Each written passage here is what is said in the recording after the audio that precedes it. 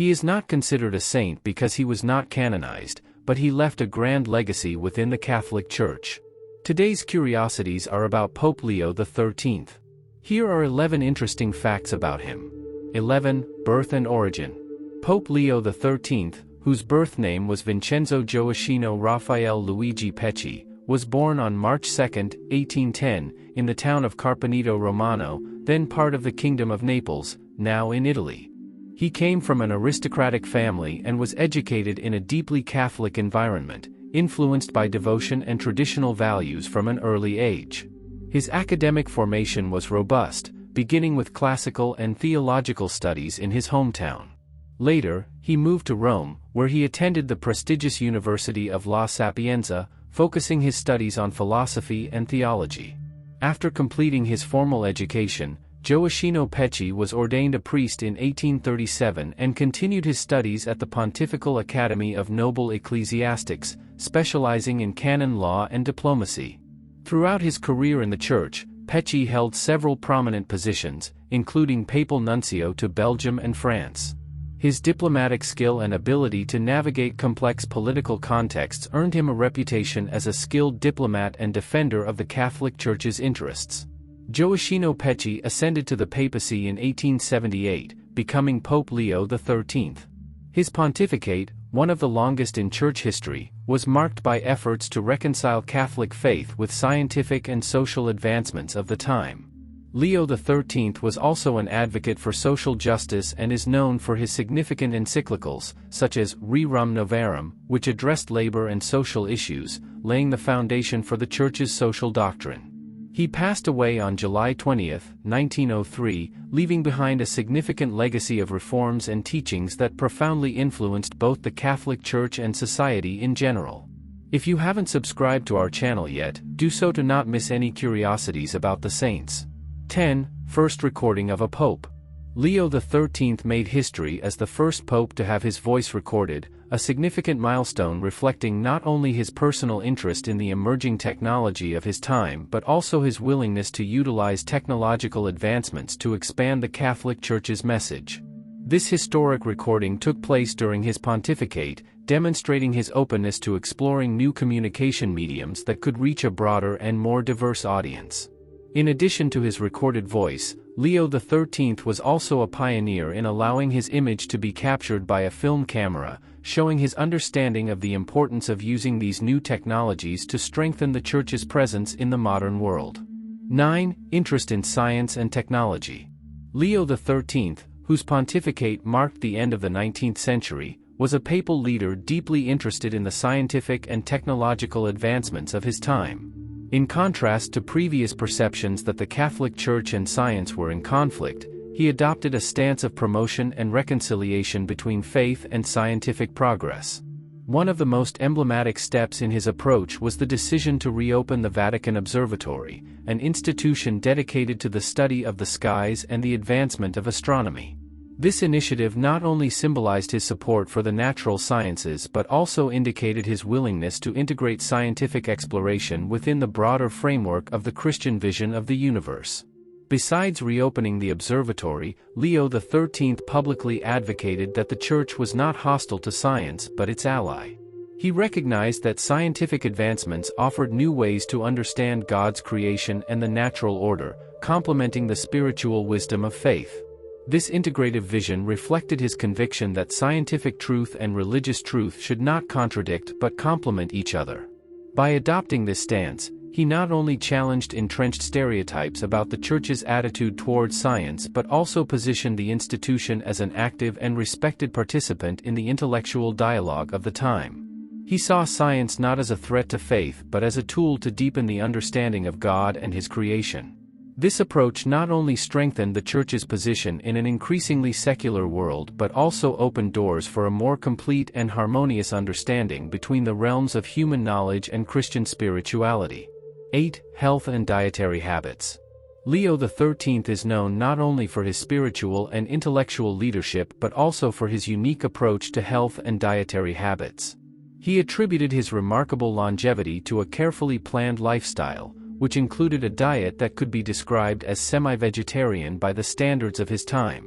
His diet consisted mainly of plant-based foods, such as vegetables, fruits, and grains, avoiding excesses of red meats and other heavy foods.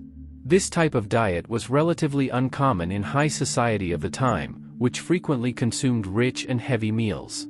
In addition to diet, he adopted other healthy habits, such as the regular consumption of eggs and milk, known for their essential nutrients. However, one of the most interesting aspects of his dietary habits was the use of a tonic based on wine mixed with coca leaves, known as vin mariani. This tonic, popular in 19th century Europe, was promoted for its stimulating and invigorating properties derived from coca leaves, which at that time were considered beneficial for health. The combination of a predominantly vegetarian diet, moderate consumption of animal proteins, and the incorporation of natural tonics like vin mariani reveals a significant concern of Leo XIII for maintaining his physical health throughout his life. His approach reflects not only a personal interest in prolonging his life but also a forward-thinking understanding of the importance of dietary habits and lifestyle choices in promoting overall health.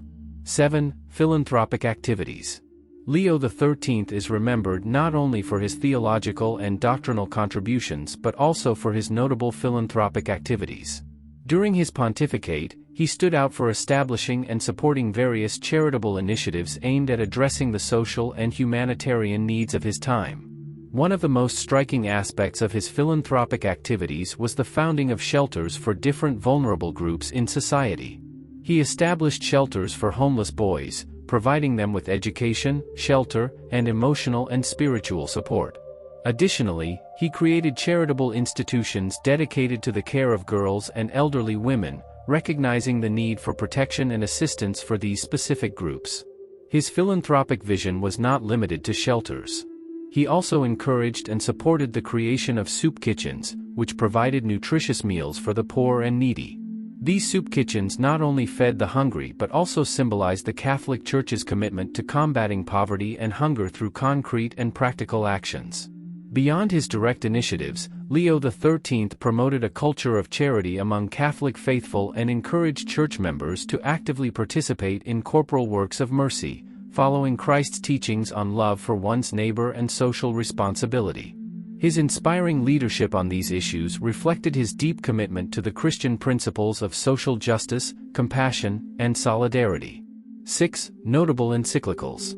During his pontificate, Leo XIII became known for writing encyclicals of great theological and social importance, with a special highlight on the encyclical Rerum Novarum. Published in 1891, Rerum Novarum is widely recognized as a foundational document in the Catholic Church's social doctrine, addressing labor and social issues of the time in a profound and detailed manner. The encyclical emerged in a historical context marked by profound social, economic, and political transformations, especially in 19th-century Europe. The Industrial Revolution had brought radical changes in labor relations, with the rise of new social classes, rapid urbanization, and often inhumane working conditions. Through Rerum Novarum, Leo XIII sought to offer a moral and ethical response to the emerging issues of this era of change. The encyclical addressed themes such as workers' rights, social justice, the dignity of human labor, and the responsibilities of governments and employers towards workers. One of the central aspects of Rerum Novarum was the defense of the natural and divine right of workers to just and dignified working conditions. Leo XIII argued that labor should not be seen merely as a commodity or a simple contractual relationship but as an expression of human dignity and a form of collaboration in the divine plan of creation. Additionally, the encyclical emphasized the role of the family as a fundamental institution for society, defending workers' rights to unionize and engage in collective bargaining as legitimate means to improve their living and working conditions. Rerum Novarum had a lasting impact not only within the Catholic Church but also influenced social and political movements around the world. It set a significant precedent for subsequent encyclicals that continued to develop and deepen the Church's social doctrine, addressing issues such as distributive justice, human rights, and solidarity. 5. Missions in East Africa. Leo XIII demonstrated a deep interest in expanding the Catholic missionary presence, especially in regions that had been less evangelized, such as East Africa. This period coincided with the height of European imperialism, when many European powers were expanding their influence and territories in Africa. East Africa, comprising countries such as Kenya, Tanzania, and Uganda, among others, was a region where the Christian missionary presence, including the Catholic presence, was still in its early stages of development. Leo XIII recognized the importance of strengthening the Catholic Church's presence in these areas, not only as an extension of the Christian faith but also as a means to promote education, health, and social development. By sanctioning missions in East Africa starting in 1884, Leo XIII not only authorized the sending of missionaries to evangelize the local populations but also encouraged efforts to establish schools, hospitals, and other institutions that could benefit the African communities. These missions played a crucial role in introducing the Catholic faith in the region while also providing essential services that helped improve the living conditions of the people. The Church's presence in these regions not only helped disseminate Christian values but also contributed to social and economic development by providing education, medical care, and other services that were often scarce or non-existent in local communities. 4. Promotion of Thomism. Leo XIII, known for his erudition and interest in theology, made a significant mark by promoting Thomism within the Catholic Church during his pontificate. Thomism is the theological and philosophical system developed by St. Thomas Aquinas, one of the most influential thinkers in church history. Leo XIII's promotion of Thomism was formalized through the encyclical Aeterni Patris, published in 1879. This encyclical was a direct response to the intellectual and philosophical challenges of his time, particularly the growing influence of rationalism and skepticism. Leo XIII saw in Thomism not only an adequate response to these challenges but also a solid foundation for the theological and philosophical formation of future church leaders. By promoting Thomism, he not only reaffirmed the importance of St. Thomas Aquinas's thought as a reliable guide for theological reflection but also encouraged the reintegration of this system of thought into Catholic universities and seminaries.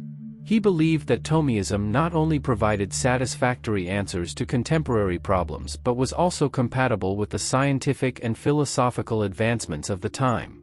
3. Consecration to the Sacred Heart. Leo XIII demonstrated a deep commitment to Catholic spirituality by consecrating the world to the Sacred Heart of Jesus. This act originated from a religious vision reported by Sister Mary of the Divine Heart, a Belgian nun who was instructed in a mystical vision to ask the Pope for the consecration of the world to the Sacred Heart. Sister Mary reported receiving this revelation in 1898, where Jesus Christ appeared to her, asking the Pope to make this consecration as an act of reparation for the sins of humanity and to seek divine mercy. In response to this appeal, Leo XIII, recognizing the spiritual importance and gravity of the message, decided to perform the consecration to the Sacred Heart of Jesus in 1899. For Leo XIII, this consecration was not only a devotional act but also a public expression of his faith in divine intercession and the importance of devotion to the Sacred Heart in Catholic spirituality.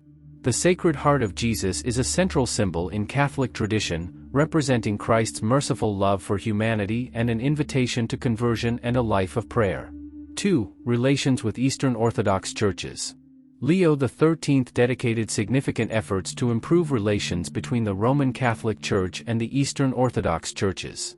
This effort reflected not only a desire for Christian unity but also an understanding of the importance of diversity within the Catholic Church itself. The Eastern Orthodox churches, including the Coptic Orthodox Church and the Ethiopian Orthodox Church, maintain distinct Christian faith and traditions from the dominant Western traditions of the Catholic Church. Leo XIII recognized this cultural and theological diversity as a richness for the Christian faith as a whole.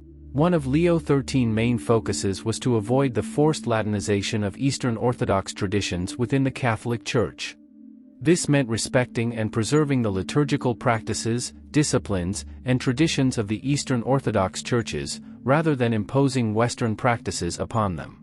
This gesture not only promoted deeper understanding between Christian communities but also reinforced the universal appeal of the Christian message of love and unity.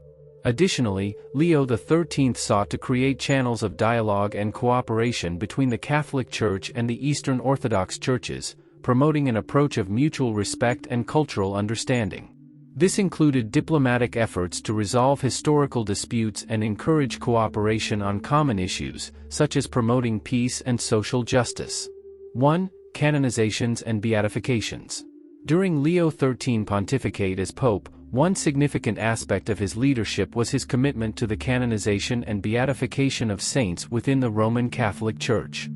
This commitment not only reinforced the importance of holiness and examples of devout life among the faithful but also solidified his papal authority as the recognizer of the merits and virtues of individuals considered worthy of public veneration. Throughout his years as Pope, Leo XIII presided over various processes of canonization and beatification. These processes involved rigorous investigation into the virtues and miracles attributed to candidates for sainthood or beatification. Leo XIII, with his dedication to promoting holiness and exemplifying lives of piety and virtue, canonized and beatified several notable individuals during his pontificate.